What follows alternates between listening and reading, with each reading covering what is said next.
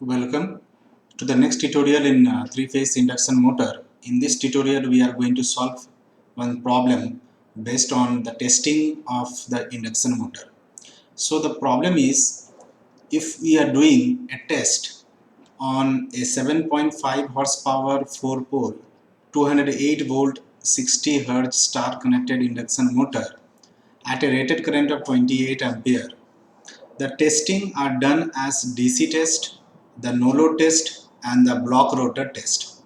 So the test data that we have obtained is for the DC test, the voltage under the DC condition is 13.6 volt and the current at the DC condition is 28.0 ampere.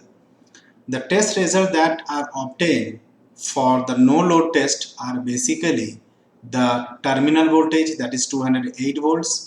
The different phase IA, IB and IC are the three phase current 8.12, 8.20 and 8.18. From the value of the current, we can see that the system is balanced because the magnitude of the current of the three phases are same. Now the frequency for the no load test is 60 Hz and the power input is 420 watt. Whereas the lock rotor test, if we see the test result, then the terminal voltage is 25 volt. All the three phases, the current values are given IA, IB and IC, which is close to 27 or 28 ampere. That is under the rated current condition. So rated current condition is 28 ampere. So three phase current will be 28 ampere. The frequency is 50 Hz. So if you observe that the frequency of the rated condition is 60 Hz, but the lock rotor test is done at 15 Hz. So the test frequency is less than the rated frequency. So it will be very less than the rated frequency. So rated frequency here is 60 Hz, but the test has been done for 15 Hz. The input power is 920 watt. So the question being asked is sketch the per phase equivalent circuit. So when we are drawing the equivalent circuit, it is always on per phase basis. Find the slip at the pull out torque. So pull out means the maximum torque, and what is the value of the pull out torque, that is the maximum torque. So once we obtain the equivalent circuit of the machine, we can find these values using the parameters of the equivalent circuit. So let us see the solution. So before that, little bit revision of the test. So for the DC test, which is done when we applied a DC voltage to the induction motor, which is a three phase. So one ammeter and voltmeters are there, which can measure the current and the voltage, and this will be DC. So all the test result will be under the DC. Since there are two conductors which are carrying the current, so basically 2 times the resistance is equal to voltage DC by current DC. So the ratio of the voltage by current will give you the resistance, but since two conductors are involved, one is going and another is returning conductor, so 2 times the resistance will be. So the resistance under the DC case will be VDC by 2 times IDC. Similarly, the no load test, when we are going to perform, then we are going to apply a variable voltage and frequency three phase power source, and 2 wattmeters are there which can measure the power. So power will be measured by 2 wattmeters, whereas 3 ammeters are there which can measure the current in individual phases IA, IB and IC. And the induction motor will be under no load condition.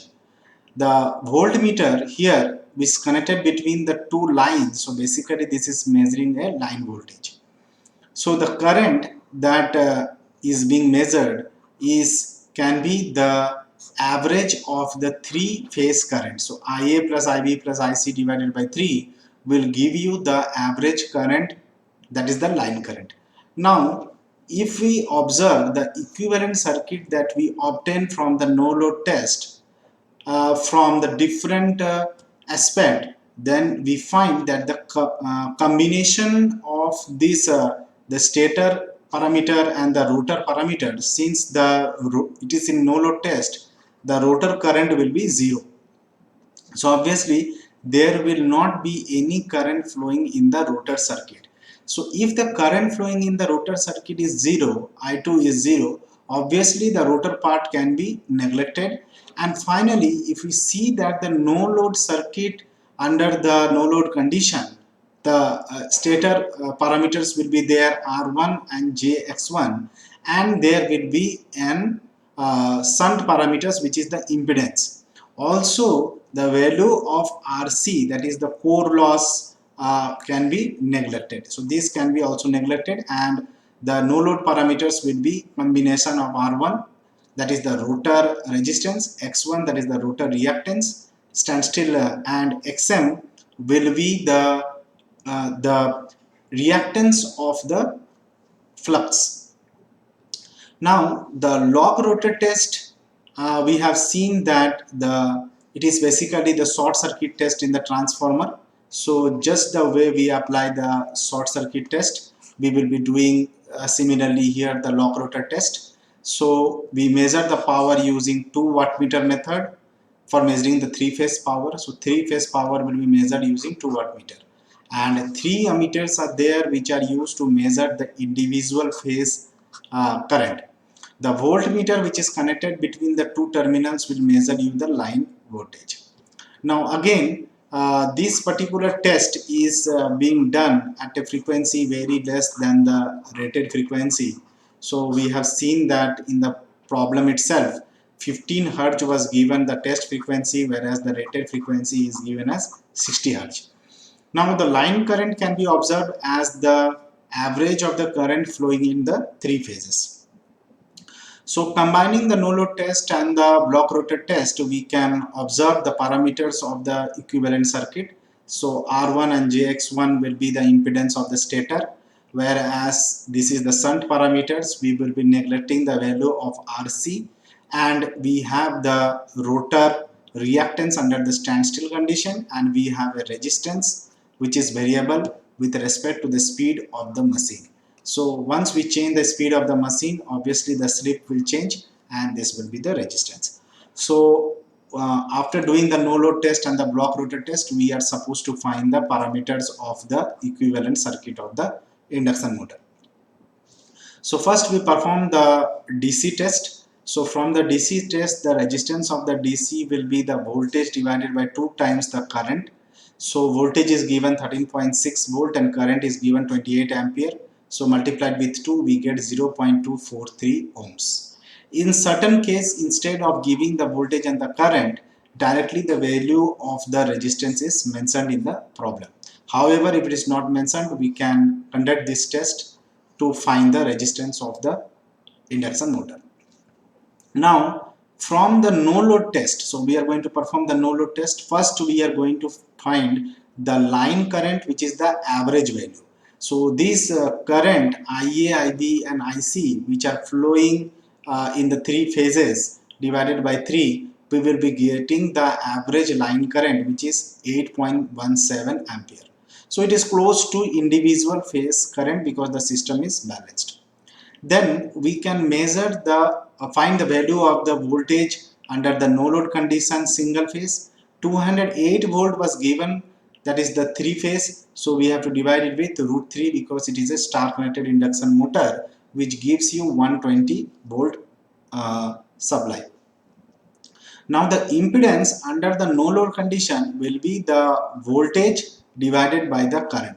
So here if we have taken single phase, obviously we have to take the single phase current. So we, for a star connected system, we know that the line current will be equal to the phase current. So 8.17 ampere is the line current as well as the phase current, whereas 120 volt is basically the phase voltage. So we are getting 14.7 ohm as the net equivalent impedance of the circuit under the no load condition, which is equal to X1 plus XM. X1 is basically the standstill rotor impedance reactance, plus XM is the magnetizing part.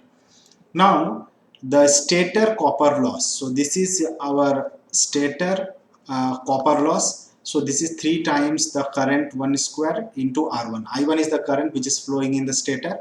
R1 is the resistance of the stator, 3 because we are finding the total copper loss. So current we have already calculated, it is 8.17 ampere, and the resistance we have obtained the DC resistance as 0.243 ohms. So multiplied with 3, so we are getting 48.7 watt as the total stator copper loss.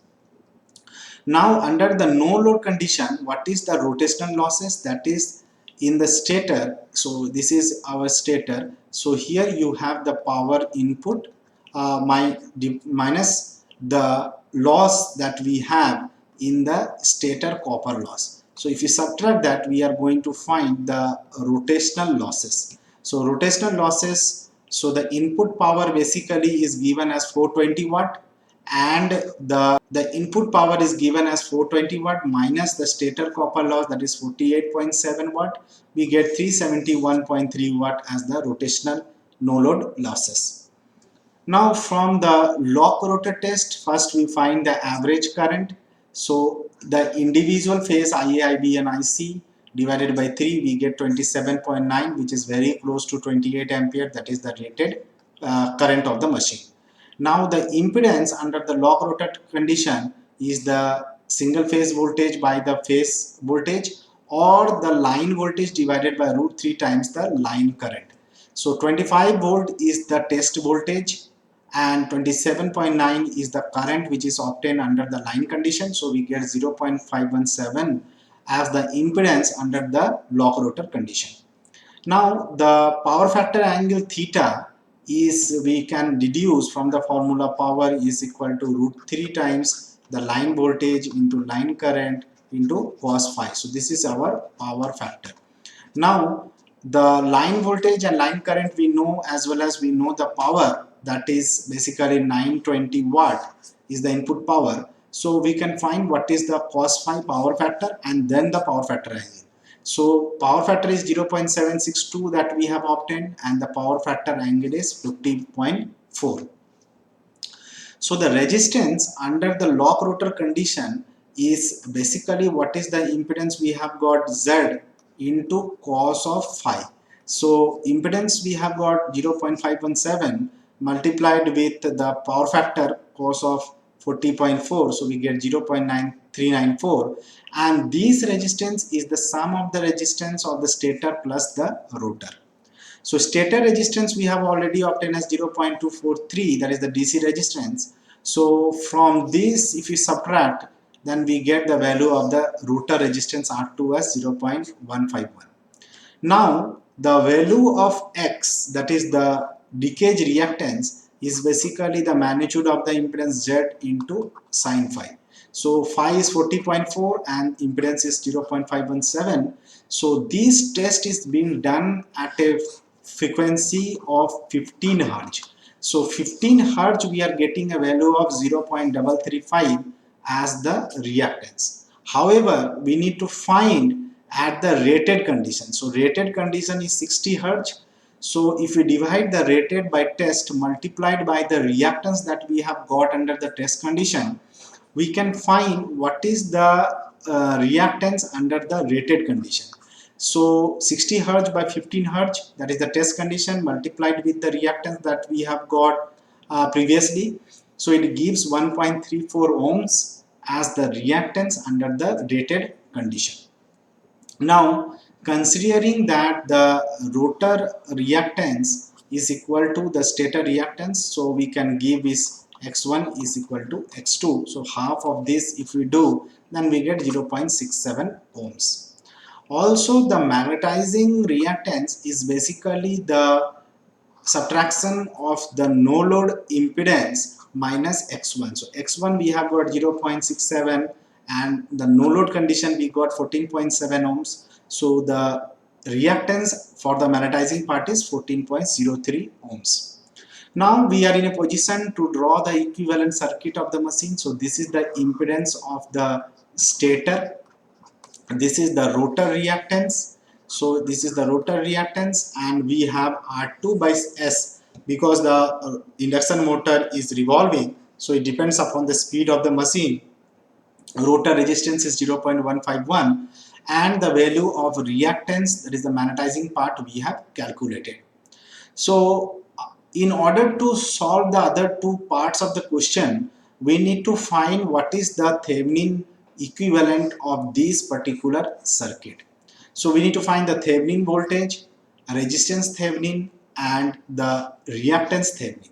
So these we can apply the Thevenin's theorem to get these values of voltage Thevenin, resistance Thevenin, and impedance Thevenin for this particular circuit. Now, what is the slip at the pull-out torque or the maximum torque condition was asked. So, slip maximum is given by the formula R2 divided by the total impedance of the network. So, total impedance is basically R Thevenin square plus, now the rotor reactance X2 is there, plus X Thevenin square. So, if you substitute the value of the rotor resistance R Thevenin and X2, we get 11.1% as the slip, or 0.11.